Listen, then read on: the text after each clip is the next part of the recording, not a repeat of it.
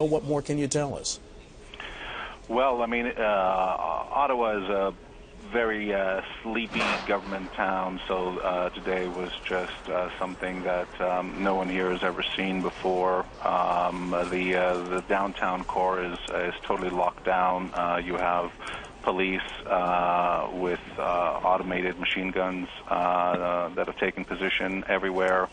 There were shootings as well in Parliament, not just at the War Memorial. The War Memorial is about a couple of 100 meters away from Parliament Hill. A gunman shot down one of the soldiers, more a ceremonial type of soldier. There were two soldiers in front of the War Memorial.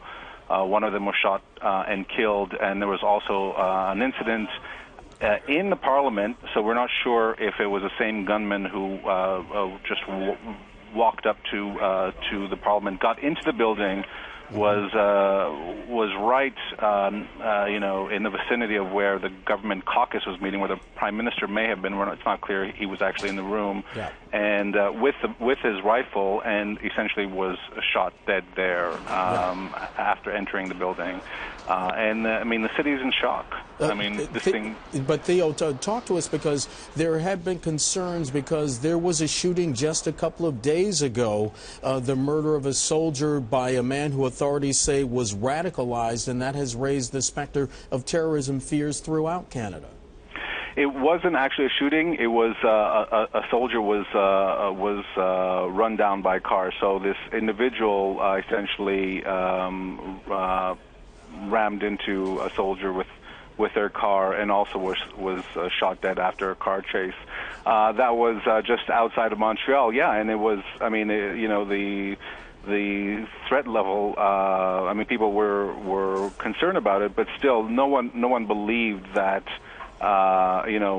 Something like this could happen in the heart of the nation's capital. I mean, literally, it would be the equivalent of a gunman walking into Congress and with a rifle. And Theo, there was also the political component to this as well, because it was just earlier this month that the Prime Minister, Stephen Harper, he had authorized airstrikes against Islamic State militants, and those strikes to go on for what, about a half a year, 6 months at least? That's right, 6 months to contribute to the airstrikes in Iraq against the Islamist state, and there have been warnings that Canada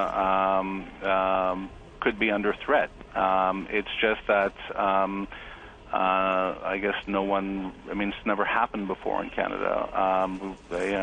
Certainly no jihadist.